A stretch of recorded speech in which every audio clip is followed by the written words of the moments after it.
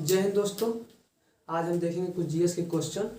UP का police constable की भर्ती जो 2018 में आई थी, उसका एग्ज़ाम हुआ था 2019 में।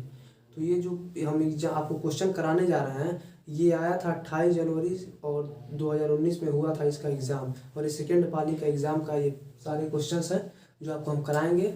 जीएस के क्वेश्चन, इसमें 38 क्वेश्चन पूछे गए थे जो आपको हम करा रहे हैं। चलिए देखते हैं। ये पहला क्वेश्चन है, वर्ष 2017 में उत्तर प्रदेश के मुख्यमंत्री के रूप में कौन चुने गए थे। ये क्वेश्चन है, आपको पता होगा, 2017 पूछा है, सब चर्चित में रहे थे। ये कौन है? Yogi Adityanath. Option number D इसका आंसर है। Option number B Yogi Adityanath. Next question देखते हैं। निम्न में से उत्तर प्रदेश का राज्य पक्षी कौन है? ऑप्शन में दिया था तोता, रामचिरैया और गरुड़ और सारस। आंसर इसका ऑप्शन डी सारस। और एक बार ध्यान दीजिएगा, सारस को कौच भी कहा जाता है। सारस या कौच, सारस को कौच भी कहा जाता है। और उत्तर प्रदेश के बारे में थोड़ी सी और जानकारी लीजिए। उत्तर प्रदेश का जो राजकीय वृक्ष है वो अशोक का वृक्ष है। और उत्तर प्रदेश का जो राजकीय पशु है वो बारहसिंगा है। और उत्तर प्रदेश का जो पुष्प है वो पलाश या टेसु है। क्या है? यहाँ लिख देते हैं पुष्प। राजकीय पुष्प क्या है? पलाश या टेसु भी बोलते हैं। और वृक्ष राजकीय वृक्ष क्या है? अशोक का वृक्ष। और इसका जो राजकीय चिन्ह है वो क्या है? एक वृत्त में 2 मछली और 1 तीर धनुष। ये उत्तर प्रदेश का राजकीय चिन्ह है। चलिए नेक्स्ट क्वेश्चन देखते हैं। क्वेश्चन नंबर 3, वर्ष 1937 से 1950 तक उत्तर प्रदेश को किस नाम से जाना जाता है? उत्तरा प्रांत, संयुक्त प्रांत और रामकृष्ण प्रदेश। इसका आंसर है ऑप्शन बी संयुक्त प्रांत। 1937 से 1950 तक इसको संयुक्त प्रांत के नाम से जाना जाता था। 1937 से 1950 तक इसको संयुक्त प्रांत के नाम से जाना जाता था। और 24 जनवरी 1950 को इसका नाम बदलकर उत्तर प्रदेश कर दिया गया था। और ये 24 जनवरी 1950 को इसका नाम बदलकर उत्तर प्रदेश कर दिया गया था। फिर देखते हैं नेक्स्ट क्वेश्चन। देखिए बोर्ड थोड़ा छोटा है, इसलिए बाद में मिटाने का इशू आ रहा है, थोड़ा दिक्कत है। बड़ा बोर्ड आ जाएगा, तब तक थोड़ा एडजस्ट कीजिए। और देखिए ये जो हम क्वेश्चन आपको करवा रहे हैं, जरूरी नहीं कि यूपी कांस्टेबल में ही आएगा, बल्कि ये किसी भी परीक्षा में आ सकता है। भारत में कोई भी एग्जाम होगा जिसमें जीएस आता है उसमें लड़ सकता है। अगर याद कर लेंगे तो आपके लिए फ़ायदेमंद ही होगा। 2022 में भी जो भर्ती आ रही है उसमें भी ये क्वेश्चन लड़ सकते हैं, तो याद कर सकते हैं। अगला क्वेश्चन देखते हैं। Question number 4। ये सारे क्वेश्चन आपको हम देख के ही बता रहे हैं, क्योंकि सारे क्वेश्चन को हमने एक संग्रह किया है, इसको इकट्ठा करके बनाया है, जिससे हम आपको देख कर सारे क्वेश्चन लिखवा रहे हैं, नोट करवा रहे हैं। आप इसे खुद वीडियो को पोस्ट करके रोक के देख सकते हैं, लिख सकते हैं। चलिए क्वेश्चन पर चलते हैं। चौथा क्वेश्चन है, उत्तर प्रदेश के किस शहर में उत्तर प्रदेश के किस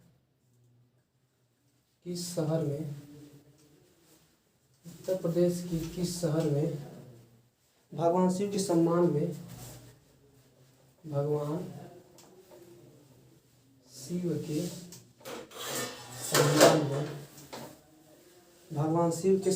में कैलाश मेला आयोजित किया गया था? कैलाश मेला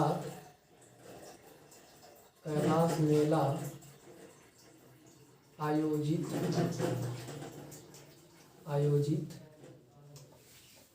किया गया था। ऑप्शन देखते हैं। इसमें 4 ऑप्शन दिए गए थे।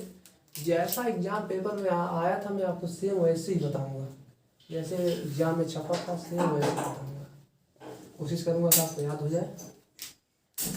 ऑप्शन में दिया था आगरा,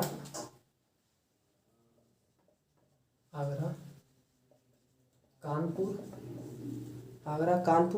वाराणसी और लखनऊ।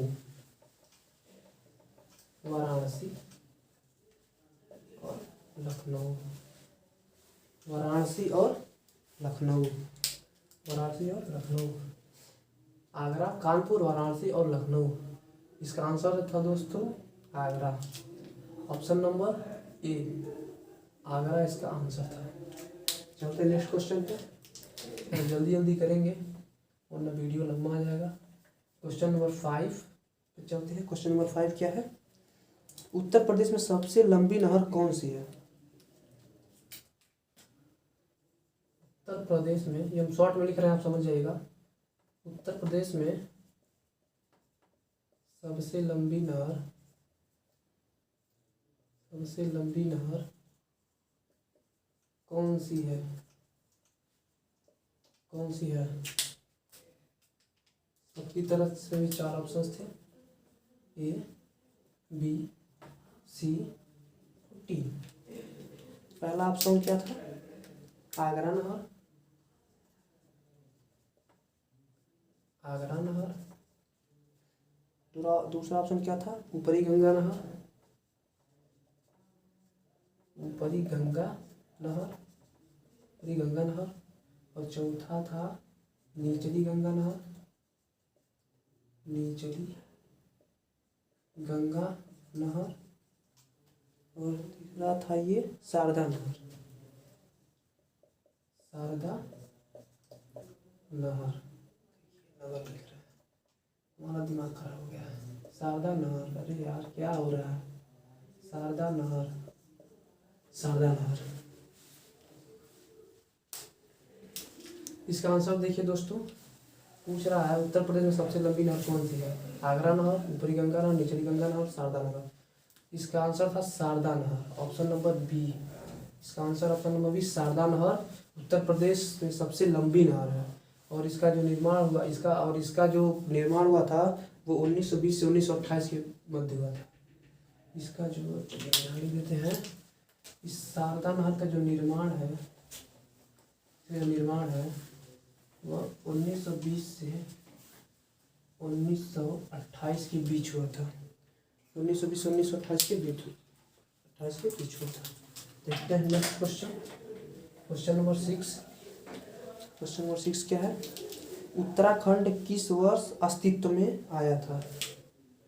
उत्तराखंड किस वर्ष अस्तित्व में आया था? देखिए, अगर आपको हमारी राइटिंग समझ में नहीं आ रही होगी तो हमको कमेंट करके बता दीजिए, हम अगले बार से राइटिंग अपनी सुधार देंगे। क्योंकि वहाँ जल्दी जल्दी हमको कराना है, इसलिए थोड़ा राइटिंग का उतना ध्यान नहीं रखेंगे। आप कमेंट करके बता दीजिएगा अगर आपको समझ में नहीं आ रहा होगा तो आप जूम करके देख सकते हैं, उसे दिखेगा साफ है। ऑप्शन दिया था इसमें ए, सी और डी। पहला ऑप्शन था 2000, दूसरा था 1991, तीसरा था 2016, 2016, चौथा था 2011। 2011 इसका आंसर था। उत्तराखंड किस वर्ष में अस्तित्व में? देखिए क्वेश्चन को घुमा रहा है, लेकिन आप अपने से समझिएगा तो सीधा क्वेश्चन पूछा है। उत्तराखंड का गठन कब हुआ था? उत्तराखंड किससे अलग हुआ था? उत्तर प्रदेश से अलग होकर एक नया राज्य बना था। और कब हुआ था? इसका आंसर है 2000 ईस्वी में। 2000 ईस्वी में ये 2000 ईस्वी में बना था। इसका एग्जैक्ट की डेट क्या है? 9 नवंबर 2000 ईस्वी। 9 नवंबर 2000 ईस्वी को इसका गठन हुआ था। उत्तर प्रदेश से ये अलग हुआ था। देखते हैं नेक्स्ट क्वेश्चन। ये थोड़ा हमको बार बार साफ करना पड़ रहा है, इसमें थोड़ा टाइम लग रहा है, इसके लिए क्षमा कीजिएगा। अगली बार कोशिश करेंगे जल्द से जल्द कि हम नया एक बड़ा बोर्ड लेके आए। चलिए next question, question number 7। Question number 7 क्या है?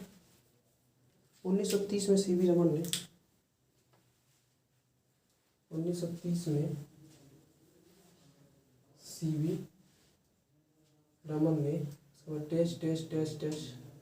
सीवी रमन ने के लिए नोबेल पुरस्कार जीता था?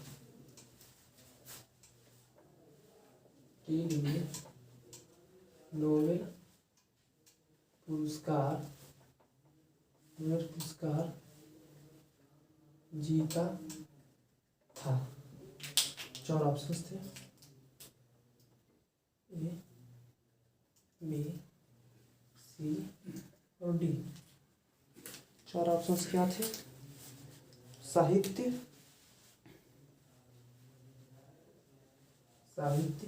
दूसरा शांति, साहित्य, शांति, भौतिक शास्त्र,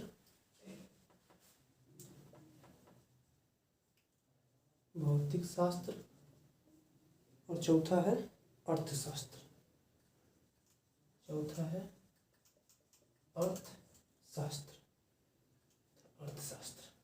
1930 में सीवी रमन ने डैश डैश के लिए नोबेल पुरस्कार जीता था।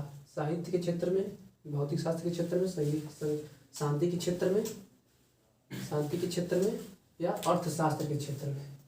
इसका आंसर है दोस्तों भौतिक शास्त्र के क्षेत्र में। ऑप्शन नंबर सी सही है, भौतिक शास्त्र के क्षेत्र में। और इनको 1954 में भारत रत्न और 1957 में लेनिन शांति पुरस्कार मिला था। और इन्हें 1954 में भारत रत्न और 1954 में भारत रत्न और 1957 में लेनिन शांति पुरस्कार। 1957 में लेनिन शांति पुरस्कार को मिला था। ठीक है, याद कर लीजिएगा, इम्पोर्टेंट है। नेक्स्ट क्वेश्चन देखते हैं, इसको मिटा देते हैं बीच में, जैसे वो बड़े खबरें जैसा दिख रहा है, हटा देते हैं। नेक्स्ट क्वेश्चन है क्वेश्चन नंबर 8। क्वेश्चन नंबर 8 क्या है? विक्रम सेठ द्वारा लिखी गई कौन सी विक्रम सेठ द्वारा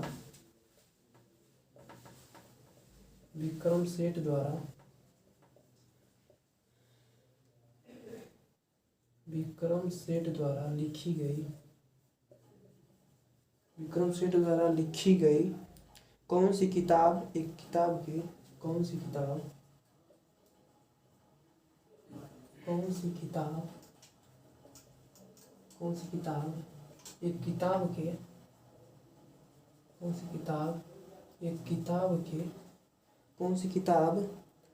के रूप में 10 नीति कथाओं का संग्रह है।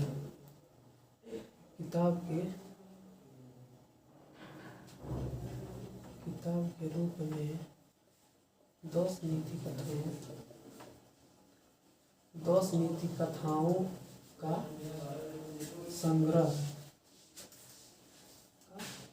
संग्रह है। 4 ऑप्शन दिए थे, ए, बी, सी और डी। हर क्वेश्चन में 4 ही ऑप्शन देते हैं। चलिए देखते हैं इसके क्या थे। पहला था एन इक्वल म्यूजियम,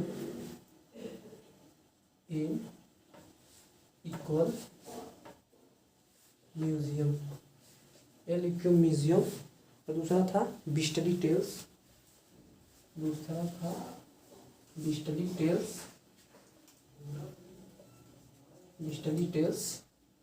और तीसरा था द रिवर्ड अर्थ।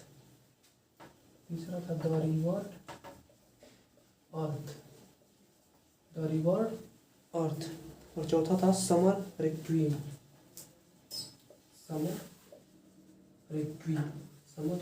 ये टेल्स है, सबसे देते हैं बिस्टली टेल्स। कह रहा है विक्रम सेठ द्वारा लिखी गई कौन सी किताब एक किताब के रूप में 10 नीति कथाओं का संग्रह है। इस किताब में 10 नीति कथाओं का संग्रह है। कौन सा है? इसका आंसर है bristly tails, option number B. Bristly tails, option number B इसका आंसर है। उसके बाद फिर हम देखते हैं, उसके बाद देखिए ये हो गया ब्रिस्टली टेल्स। उसके बाद चलेंगे अपने अगले क्वेश्चन पर। उससे पहले दोस्तों, अगर आपको हमारा वीडियो समझ में आ रहा हो तो हमारे चैनल को लाइक, शेयर और सब्सक्राइब जरूर कर लीजिएगा। हमारी वीडियो आपको डेली मिलती रहेंगी और आपको हम सारे प्रीवियस क्लासेस जो पेपर हो चुके हैं। ये देखिए हरिवंश राय बच्चन द्वारा लिखी गई आखिरी कविता का क्या नाम है?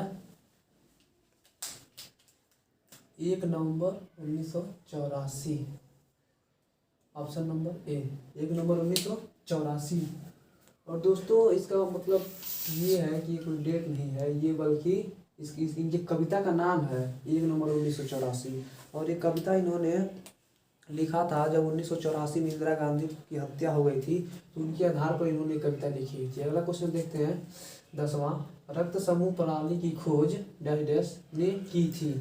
4 ऑप्शन है फ्रेडरिक स्ट्रामेयर, विलियम मर्कडॉक, कार्ल विलेहन सीले और कार्ल लैंडस्टाइनर। इसका ऑप्शन है दोस्तों ऑप्शन डी कार्ल लैंडस्टाइनर। और दोस्तों इसने रक्त समूहों की जो खोज की, इसने जो रक्त समूह की खोज की थी वो 4 रक्त समूह की खोज की थी। जो चलिए हम आपको पूरा बताते हैं। 4 रक्त समूह कौन कौन से थे। वो 4 रक्त समूह थे। पहला था ए, और दूसरा था बी, तीसरा था ए बी, और चौथा था ओ। ये 4 रक्त समूह थे। और हाँ, इनकी खोज जो इसने की थी ये 1900 ईस्वी में की थी। कार्ल लैंडस्टाइनर ने ए बी और ओ इन 4 रक्त समूह की खोज की थी 1900 ईस्वी में। चलिए नेक्स्ट क्वेश्चन देखते हैं। इसके लिए मिटाना पड़ेगा इसे। चलिए नीचे एडजस्ट कर लेते हैं। 11वां क्वेश्चन, क्वेश्चन नंबर 11 हम नीचे एडजस्ट कर लेते हैं। 11वां क्वेश्चन है हमारा, इसमें पहले डैश है। एक कंप्यूटर वर्म है डैश डैश डैश। एक कंप्यूटर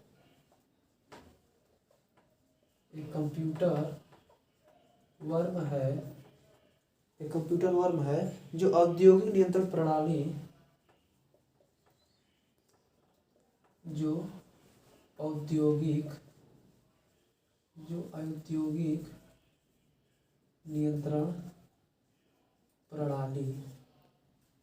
औद्योगिक नियंत्रण प्रणाली को निशाना बनाता है, वो प्रणाली को निशाना बनाता है। इसने 2007 में ईरान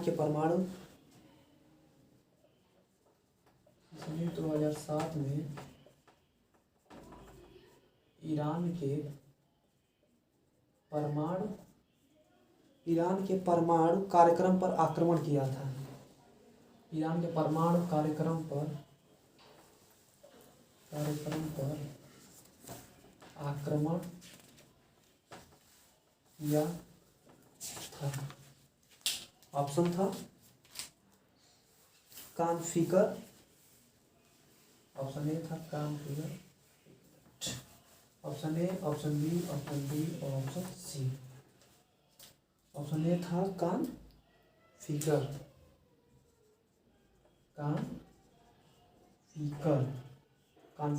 दूसरा ऑप्शन था स्टक्सनेट।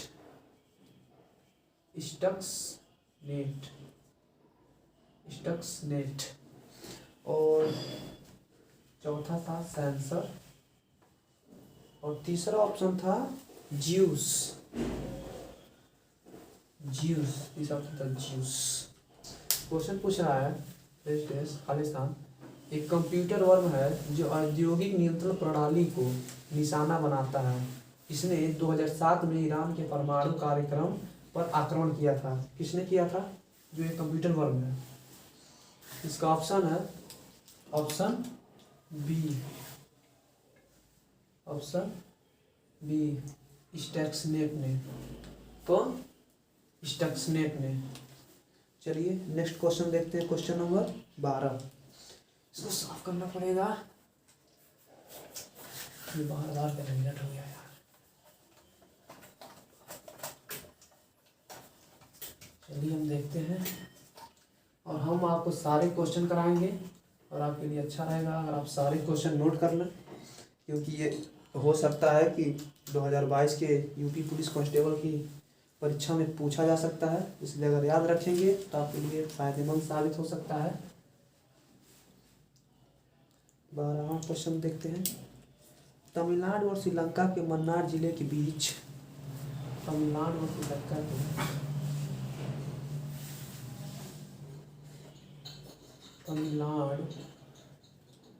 तमिलनाडु और श्रीलंका के चलेंगे।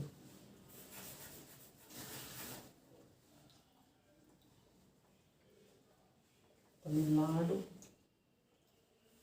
और श्रीलंका,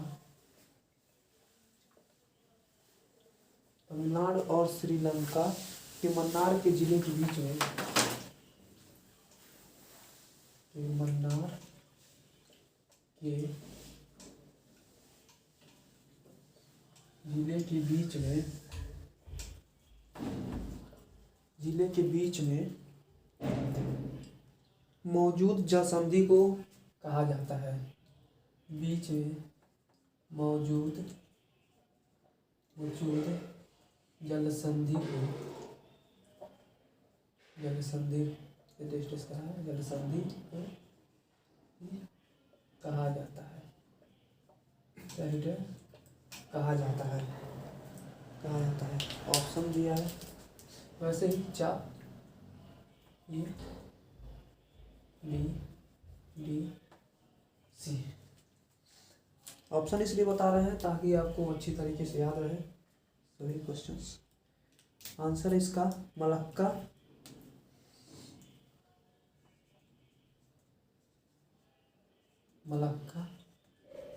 जलद मरुमध्यम।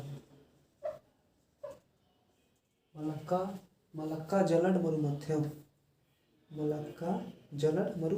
और दूसरा है पाक जलद मरुमध्यम।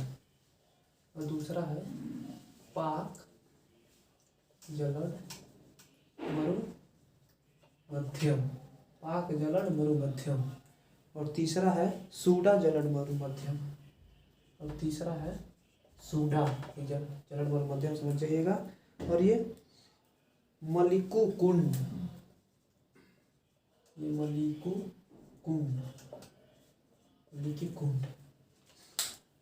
इसका आंसर क्या होगा? तमिलनाडु और श्रीलंका के मन्नार के जिले के बीच में मौजूद जल संधि को क्या कहा जाता है? 4 ऑप्शन है।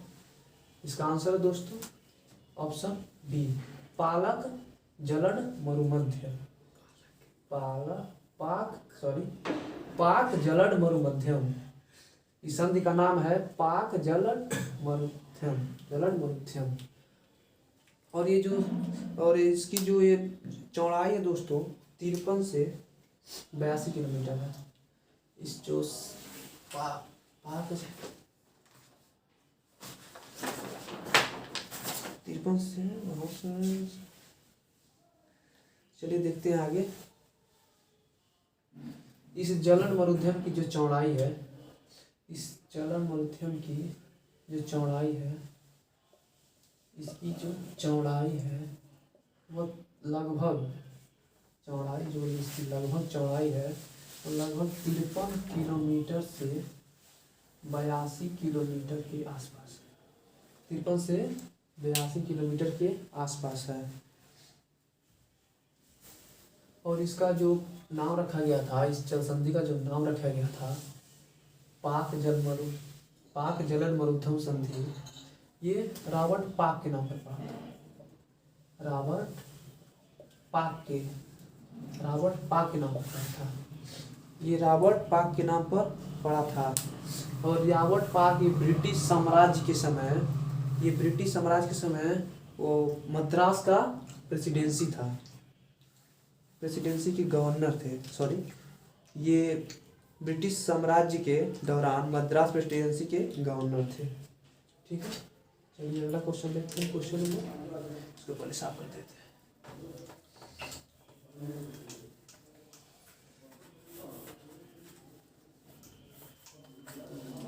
क्वेश्चन नंबर 13 क्या है? निम्नलिखित में से संयुक्त राज्य अमेरिका के बोला है, निम्न में से संयुक्त राज्य अमेरिका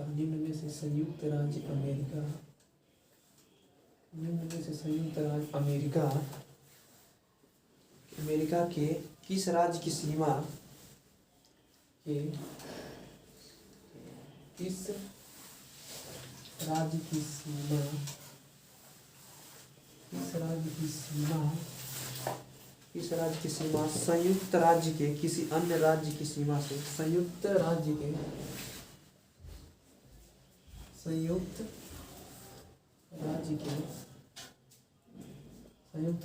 किसी अन्य राज्य की सीमा के साथ साझा नहीं करती है।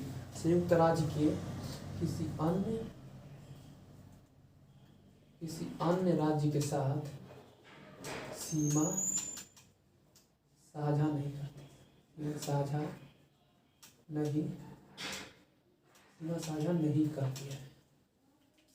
नहीं करती है। 4 ऑप्शन दिए थे। तो ऑप्शन क्या थे?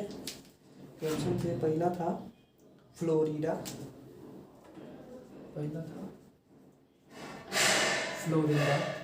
दूसरा था अलास्का और तीसरा था रोड आइलैंड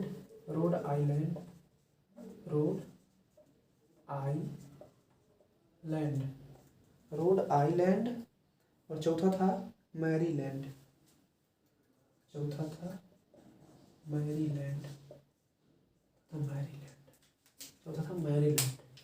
इसका आंसर क्या था? बोला है निम्न में से संयुक्त राज्य अमेरिका के किस राज्य की सीमा संयुक्त राज्य के किसी अन्य राज्य की सीमा से साझा नहीं करती है। इसका आंसर था Alaska, option number B Alaska. इसके अलास्का राज्य की सीमा साझा नहीं करती है। क्योंकि हम आपको समझाते हैं, वर्ल्ड मैप में दिखाते हैं आपको।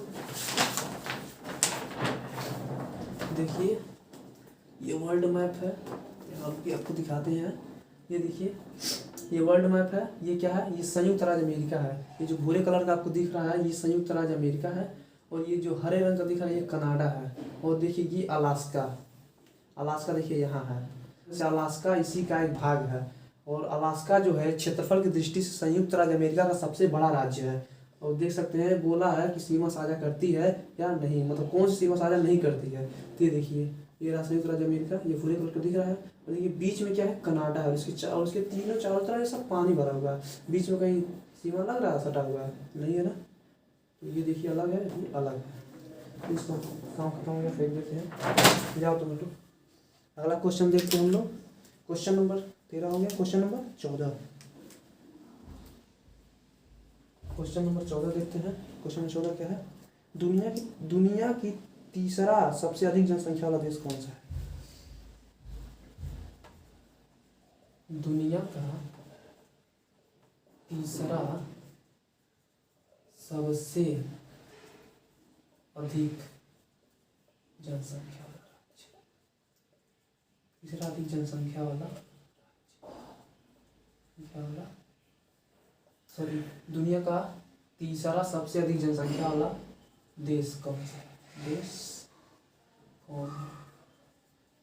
क्वेश्चन है दुनिया का तीसरा सबसे अधिक जनसंख्या वाला देश कौन है? ऑप्शन देखिए, option A, option B, option C, option D. ये देखिए ये हम गलत कर दिए, इसको सही कर लीजिएगा। ऑप्शन बी, ऑप्शन सी है। चलिए ऑप्शन देखते हैं। ऑप्शन दिया था, पहला ऑप्शन दिया था इंडोनेशिया।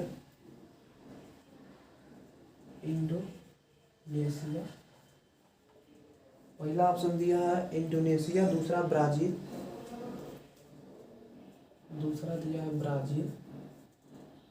और तीसरा दिया है संयुक्त राज्य अमेरिका।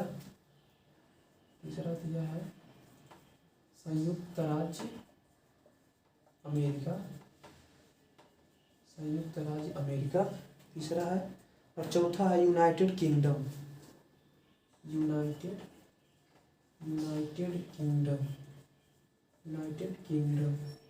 इसे इंग्लैंड बोलते हैं। इसका आंसर क्या है? दुनिया का तीसरा सबसे अधिक जनसंख्या वाला देश कौन है? आंसर इसका संयुक्त राज्य अमेरिका, ऑप्शन सी संयुक्त राज्य अमेरिका। ये तीसरा सबसे अधिक जनसंख्या वाला राज्य है। चलिए आपको हम बताते हैं तीनों के बारे में, जो प्रथम द्वितीय तृतीय नंबर पर है दोनों का बताते हैं। और देखिए ये जो डाटा है ये 2019 के अनुसार है, ये डाटा है ये 19 के अनुसार है, जिसके अनुसार संयुक्त राज्य अमेरिका देश का तीसरा जनसंख्या में अधिक बना है देश। पहले नंबर में है चीन, और चीन की जनसंख्या क्या है? चीन की जनसंख्या 1.43 बिलियन। चीन की जनसंख्या दोस्तों क्या है? 1.43 बिलियन। और दूसरे नंबर पर है भारत की जनसंख्या क्या है? 1.37 बिलियन। तीसरे नंबर पर कौन है? संयुक्त राज्य अमेरिका। संयुक्त राज्य अमेरिका इसका कितना है? इसका है 329 मिलियन। 329 मिलियन, ध्यान रखिएगा ये बिलियन है और ये मिलियन है। और इसमें चौथा भी हम बताते हैं कि चौथे स्थान पे कौन है। तो देखिए चौथे स्थान पे हम आपको बता देते हैं कि चौथे स्थान पर है इंडोनेशिया। इंडोनेशिया दिया ऑप्शन में, ये रहा इंडोनेशिया, ये चौथे स्थान पर है। इंडोनेशिया जो है ये चौथे स्थान पर है। और इसकी जनसंख्या क्या है? इसकी जनसंख्या है 269 मिलियन। 269 मिलियन। मेरे समझ गया है? ये नहीं समझ में आ रहा है? चीन की जनसंख्या 143 करोड़ है और ये प्रथम नंबर पर है। और भारत की जनसंख्या 137 करोड़ है जो कि द्वितीय नंबर पर है। और संयुक्त राज्य अमेरिका की जनसंख्या 3 करोड़ 29 लाख है जो तीसरे नंबर पर है। और चौथे नंबर पर इंडोनेशिया 2 करोड़ 69 लाख है। तो समझ गए ना पहले दूसरे तीसरे चौथे कौन है। चलिए आगे बढ़ते हैं। क्वेश्चन नंबर 15, कोशिश करते हैं जल्दी खत्म हो जाए क्योंकि वीडियो लंबा हुआ है। क्वेश्चन नंबर 15 देखते हैं क्या है। क्वेश्चन नंबर 15 है, निम्नलिखित में से कौन सा संयुक्त अरब अमीरात का एक अमीरात नहीं है? निम्न में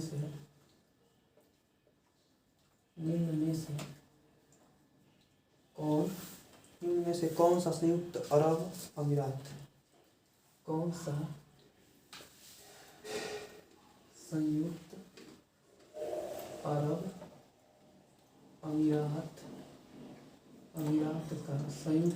अमीरात का एक अमीरात नहीं है? संयुक्त अरब अमीरात का एक अमीरात नहीं है। इसमें भी 4 ऑप्शंस A, B, C। इसके 4 ऑप्शंस थे मस्कट,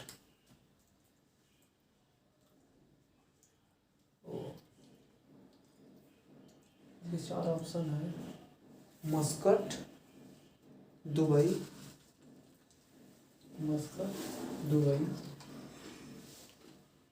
अबू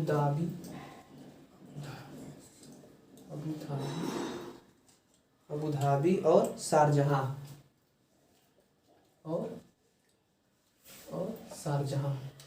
अबू धाबी और शारजहां। इसका आंसर दोस्तों मस्कट। आंसर क्या है? मस्कट। संयुक्त अरब अमीरात का एक अमीरात नहीं कौन? मस्कट है। और ये मस्कट किसकी राजधानी है पता है? जो मस्कट है ये ओमान की राजधानी है। ओमान की राजधानी कौन है? मस्कट। चलिए क्वेश्चन नंबर अगले चलते हैं। ओमान की राजधानी है मस्कट। क्वेश्चन नंबर 16 चलते हैं, जल्दी खत्म किया जाए। क्वेश्चन नंबर 16 चलते हैं। 16 क्या है? निम्न में से कौन सा शहर बहरीन की राजधानी है? कह रहा है निम्न में से कौन सा शहर बहरीन की राजधानी बहरीन की राजधानी है, फिर भी वो वहाँ चला गया, वो भाग गया। बहरीन की राजधानी है, ऑप्शन दिया था ये बी सी और डी। पहला ऑप्शन दिया था अंकारा, पहला ऑप्शन दिया था अंकारा, दूसरा दिया था दोहा, दोहा, और तीसरा दिया था मनामा, तीसरा दिया था मनामा, और चौथा दिया था बेरूत, चौथा दिया था बेरूत।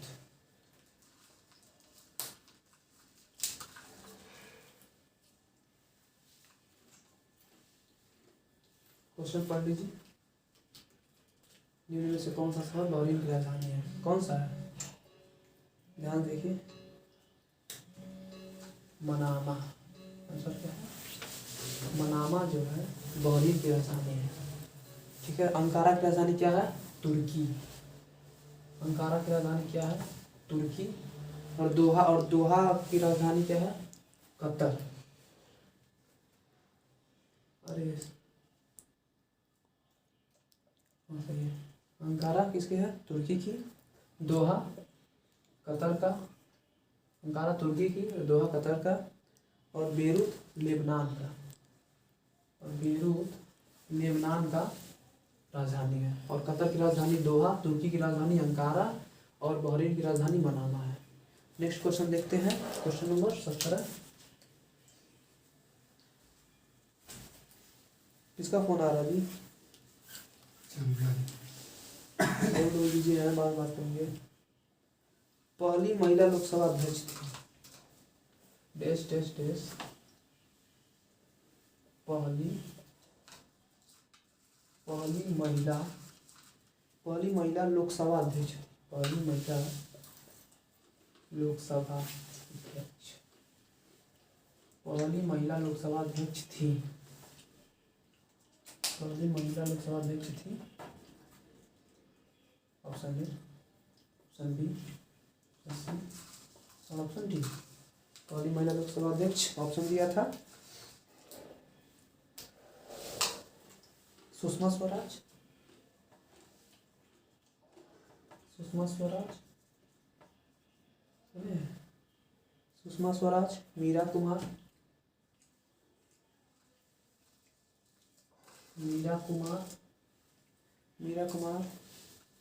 प्रतिभा पाटिल,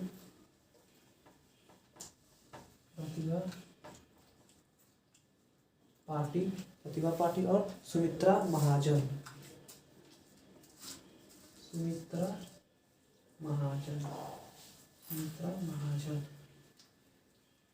इसका आंसर क्या था?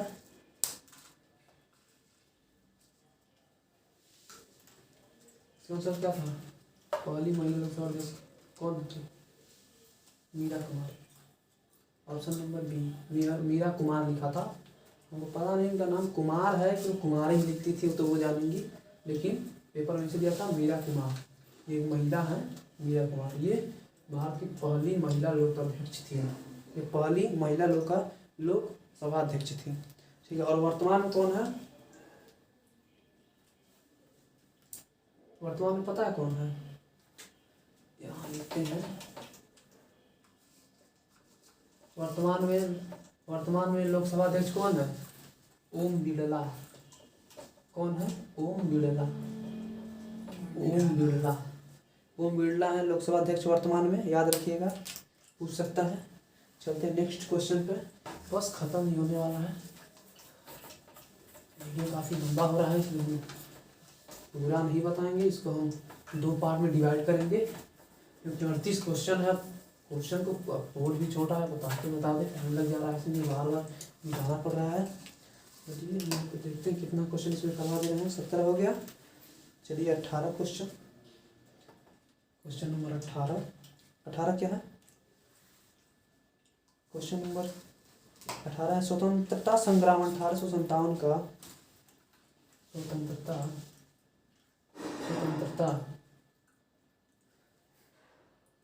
स्वतंत्रता संग्राम स्वतंत्रता संग्राम 1857 का सिपाही विद्रोह, 1857 का सिपाही विद्रोह, सिपाही विद्रोह, सिपाही विद्रोह किस शहर में हुआ था? विद्रोह किस शहर में हुआ था? किस शहर में हुआ था? ऑप्शन दिए थे Jhansi, Hyderabad, option B, option B, option C, option D.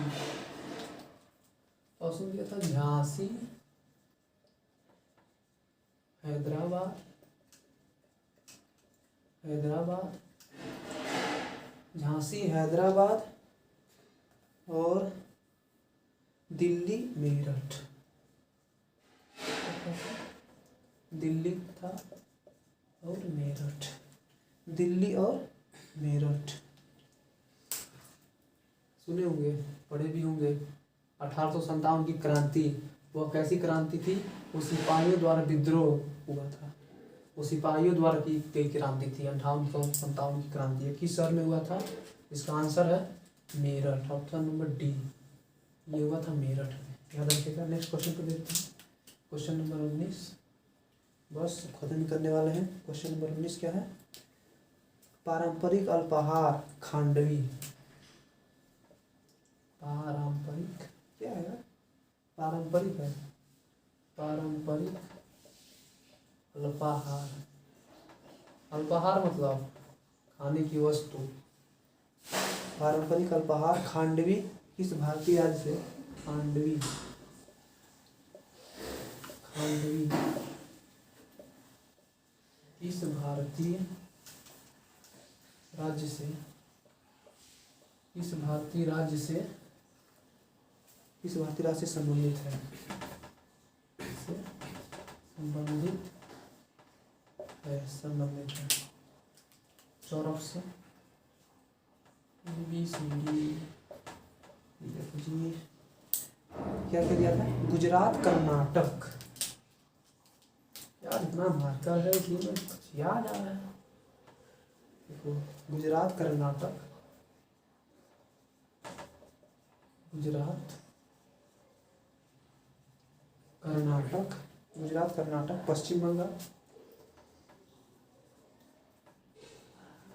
पश्चिम बंगाल, पश्चिम बंगाल और बिहार। इसके 4 ऑप्शन थे। बिहार को हिहार लिखने जा रहे हैं, क्या नहीं पता है। बिहार आंसर क्या है? प्रारंभिक पारंपरिक अल्पाहार खांडवी किस भारतीय राज्य से संबंधित है? जो लोग गुजरात से होंगे वो लोग जानते होंगे। इसका आंसर है गुजरात, आंसर है गुजरात, ऑप्शन नंबर ए। ये गुजरात, ये जो खांडवी है गुजरात में ज़्यादा फेमस है और अक्सर तो ये सभी जगह पाया जाता है, लेकिन हम तो कभी खांडवी खाए नहीं। यहाँ पर भी जाइएगा तो खाइएगा जरूर। वैसे अच्छी चीज़ें होती हैं, शरीर के लिए नुकसान नहीं होता है, शरीर के लिए बहुत फायदेमंद चीज़ होती है खांडवी, खाना चाहिए। क्वेश्चन नंबर 20 देखते हैं। भारत के पहले हिंदी भाषा के अवकार क्या है? भारत के पहले हिंदी भाषा के अखबार, भारत के पहले हिंदी भाषा के अखबार, हिंदी भाषा के अखबार का नाम बताइए। जिसे अखबार का नाम बताइए, नाम बताइए, नाम बताइए। जिसे पहली बार 30 मई 1826, जिसे पहली बार 30 मई 1826, इसमें 30 मई 1826 को प्रकाशित किया गया था। 30 मई 1826 को प्रकाशित किया गया था, किया गया था। 4 ऑप्शंस थे, ए, सी, बी और डी। क्या क्या था? दैनिक भास्कर,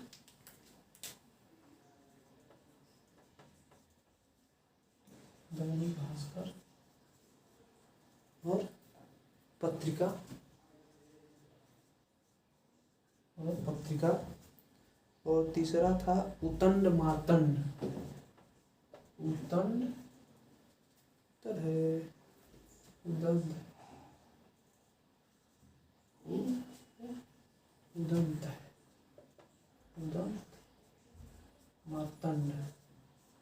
उदंत मार्तंड उदंत मार्तंड और चौथा है देशबंधु।